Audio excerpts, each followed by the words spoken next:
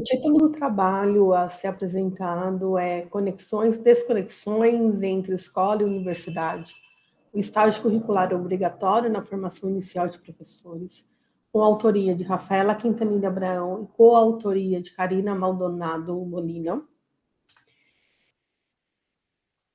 Como introdução, a gente entende, né, que o estágio ele é um campo de conhecimento e ele acontece na interação dos cursos de formação com o campo social, onde são realizadas as práticas educativas. O estágio curricular obrigatório compõe o currículo dos cursos de licenciatura e a realização geralmente é feita junto à educação formal, ou seja, nas escolas.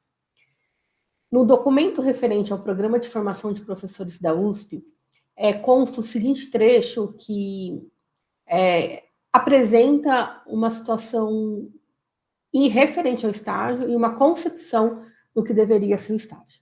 Dentre os problemas, não pouco frequentes, temos os casos de escolas que consideram a presença de licenciandos como ônus ou simplesmente como uma formalidade inócua, sem qualquer tipo de benefício à instituição. Para evitar tais problemas, é preciso que se estabeleça um conjunto de escolas institucionalmente ligadas à Universidade de São Paulo e preferencialmente vinculados a projetos integrados de estágios. Também é fundamental que se busque meios de assegurar aos professores que recebem os estagiários condições profissionais que viabilizem o atendimento, inclusive procurando desenvolver mecanismos de participação direta desses professores nos projetos de estágios. Diante disso, né, o objetivo geral deste trabalho é investigar como o papel da escola pública em relação ao estágio curricular obrigatório não remunerado está presente nas produções científicas no período de 2015 a 2020. Como fundamentação teórica, utilizamos legislação e estágio curricular supervisionado, a concepções de escola e o estado da arte. Como legislação, eu faço destaque, né, para a LDB 939496, que estabeleceu que a formação dos professores deveriam acontecer no ensino superior, em cursos de licenciaturas e orientando sobre a condução do estágio.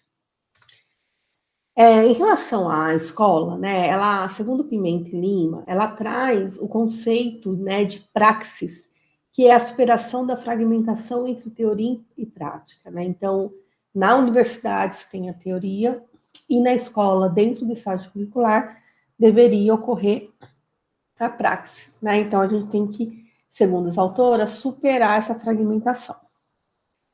Em relação ao estado da arte, as autoras citadas vão dizer que o estado da arte gera contribuições importantes para a formação do campo teórico de determinada área do conhecimento.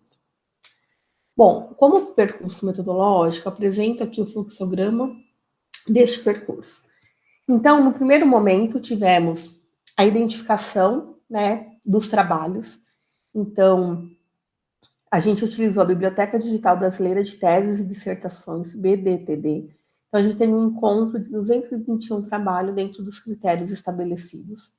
Após uma triagem, excluímos alguns duplicados, ficando com um total de 210. Ainda dentro do campo da triagem, a gente leu o resumo, esses 210 resumos, e foram excluídos 173. Então, como elegíveis, né, ficaram 37 trabalhos. Esses 37 trabalhos foi feita uma leitura integral. Após a leitura integral dos trabalhos, entendemos, né, que não havia concepção de escola em todos. Então, a gente tirou, né, foram excluídos aqueles que não tinham concepção de escola, ficando um total de 24 trabalhos, tá? Dentro desses elegíveis. No entanto, né, foram incluídos para análise 13.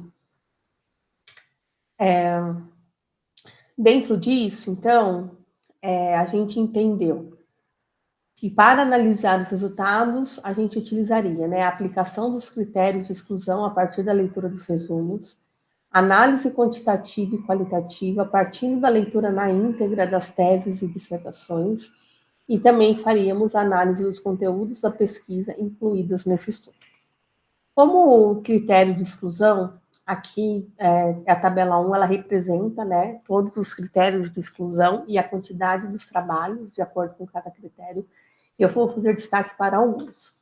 Então, 56 trabalhos, eles tiveram dentro do critério pesquisas que utilizam o estágio como contexto de investigação do objeto de conhecimento, conteúdos específicos. Então, era para entender como se dava aula de matemática, de ciências e assim por diante. 22 trabalhos, eles tinham como objetivos investigar programas de formação inicial da CAPES ou outro programa institucional.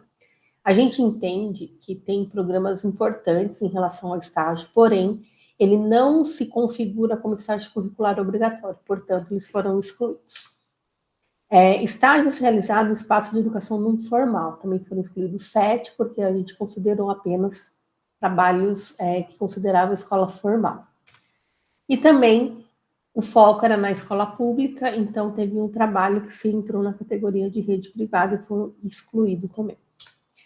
Bom, aqui aparece uma distribuição das teses e dissertações ao longo dos anos estudados, tendo uma maior concentração em trabalhos que configura como dissertação, excluindo 2017, que teve uma maior quantidade de trabalhos como tese.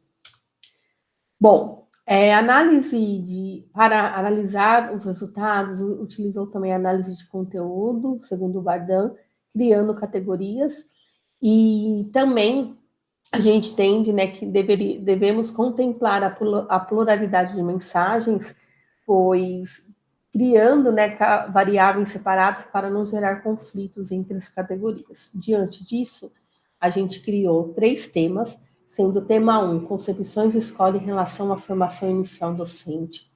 Dentro desse tema, ficou essas categorias: 1A, escola como lugar de formação; 1B, escola como relações e práticas dos sujeitos; 1C, escola como lugar de não formação. No tema 2, apresentou, então, a parceria universidade-escola na formação inicial docente. Então, dividimos esse tema em 3 categorias: parcerias; 2B, escola submissa à universidade; e 2C, relação fragilizada. E o tema 3 eram os tipos de escola que apareciam nos trabalhos, né? Então, as categorias ficaram como escola, ou 3B, escola de educação básica ou escola básica; 3C, escola campo; 3D, colégio de aplicação; 3E, outras nomenclaturas que apareciam em relação aos tipos de escola. Bom, apresento aqui, então, um gráfico que tem uma distribuição das teses e dissertações nos temas e categorias. Vou destacar os temas e categorias, em cada tema, quais categorias que tiveram mais destaque. Então, no tema 1, a maior concentração de trabalho se deu dentro da categoria escola como lugar de formação. No tema 2, a maior quantidade de trabalho se estabeleceu na relação fragilizada entre a parceria entre escola e universidade. E no tema 3, sobre os tipos de escola, a maior parte dos trabalhos se concentrou na utilização da nomenclatura escola. Bom, como considerações finais, esse trabalho proporcionou uma experiência de investigação utilizando os fundamentos do estado da arte. A análise nos levou ao resultado de que as pesquisas entendem a escola como locus de formação inicial docente. As pesquisas apresentaram dados sobre a importância da parceria entre as instituições, universidade e escola, no entanto, ainda se encontra fragilizada. A hipótese de pesquisa de que a escola, embora seja um lugar de formação, não tenha nesse processo um papel bem estabelecido, ele se confirmou. O estágio pode, assim, ser o caminho para integrar teoria e prática, seja para a atuação de professores orientadores que mobilizam pesquisas para compreender melhor as situações práticas dentro das escolas, seja como forma de instigar a elaboração de projetos junto ao estágio.